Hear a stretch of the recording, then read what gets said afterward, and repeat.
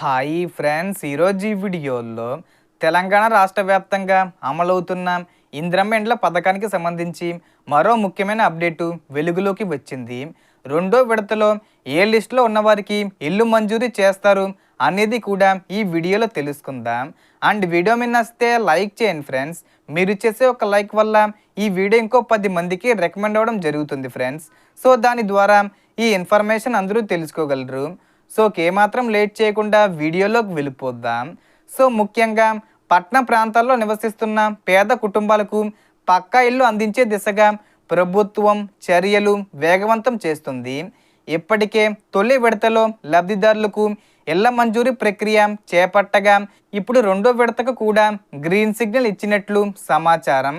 రాష్ట్రంలో ఇల్లు లేని అర్హులైన కుటుంబాలు ఎవరూ మిగలకూడదనే లక్ష్యంతో ప్రభుత్వం ఏర్పాట్లు చేస్తుంది. అర్హులైన లబ్ధిదారులకు దశల వారీగా ఆర్థిక సహాయం అందించి సొంతింటి కలను నెరవేర్చే ప్రయత్నం కొనసాగుతుంది.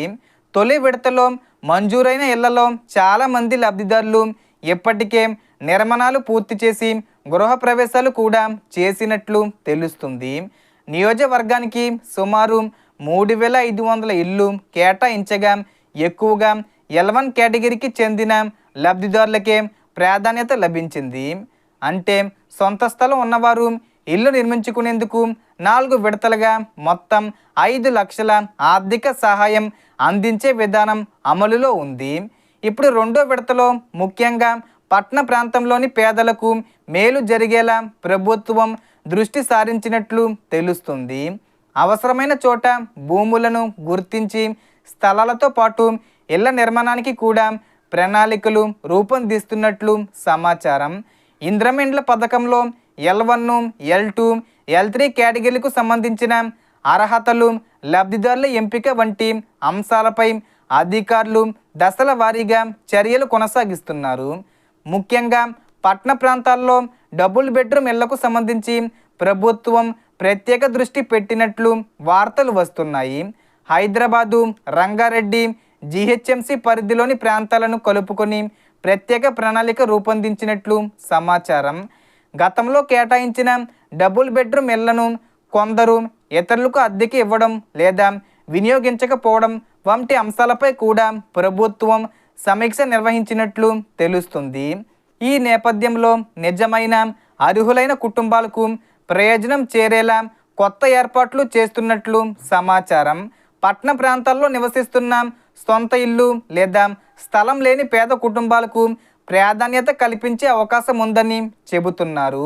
ఇప్పటికే ఇందిరమ్మ ఇండ్లకు దరఖాస్తు చేసిన వారు తమ దరఖాస్తు స్థితిని అధికారిక పోర్టల్లో అప్లికేషన్ సెర్చ్ ఆప్షన్ ద్వారా ration card, Aadhaar number, phone number లేదా అప్లికేషన్ నెంబర్ సహాయంతో చెక్ చేసుకోవచ్చు. ఇల్లు మంజూరైందా లేదా అనే విషయాన్ని అక్కడే తెలుసుకునే అవకాశం ఉంది. రెండో విడతలో ఇల్లు మంజూరైన వారు నిర్మాణ పనులను ఆలస్యం చేయకుండా ప్రారంభించాలని అధికారులు సూచిస్తున్నారు. అవసరమైతే మహిళా సంఘాలు లేదా ఇతర చట్టబద్ధమైన వనరుల ద్వారా ఆర్థిక సహాయం పొందే అవకాశాలు కూడా ఉన్నాయి.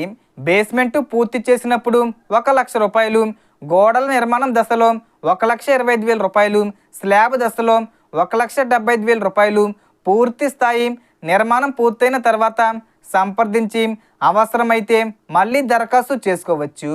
ముఖ్యమంత్రి రేవంత్ రెడ్డి గారు కూడా రాష్ట్రంలో అర్హులైన కుటుంబాలు ఇల్లు లేకుండా ఉండకూడదనే లక్ష్యంతో ప్రభుత్వం పనిచేస్తుందని ఇటీవలే పేర్కొన్నారు.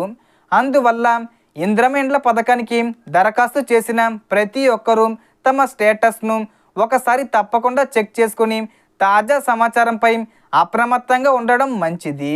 సో దీనికి సంబంధించి ఏ చిన్న ఇన్ఫర్మేషన్ వచ్చినా నేను వీడియో చేసి పోస్ట్ చేస్తాను. ఆ యొక్క అప్డేట్స్ మీరు మిస్ కాకుండా ఉండాలంటే వెంటనే మన ఛానల్ని సబ్స్క్రైబ్ చేసుకోండి. సో ఈ వీడియోలో ఇన్ఫర్మేషన్ డిఫరెన్స్ మీకు ఈ వీడియో నచ్చితే లైక్ చేయండి, షేర్ చేయండి అండ్ సబ్స్క్రైబ్ చేసుకోండి. Thanks for watching.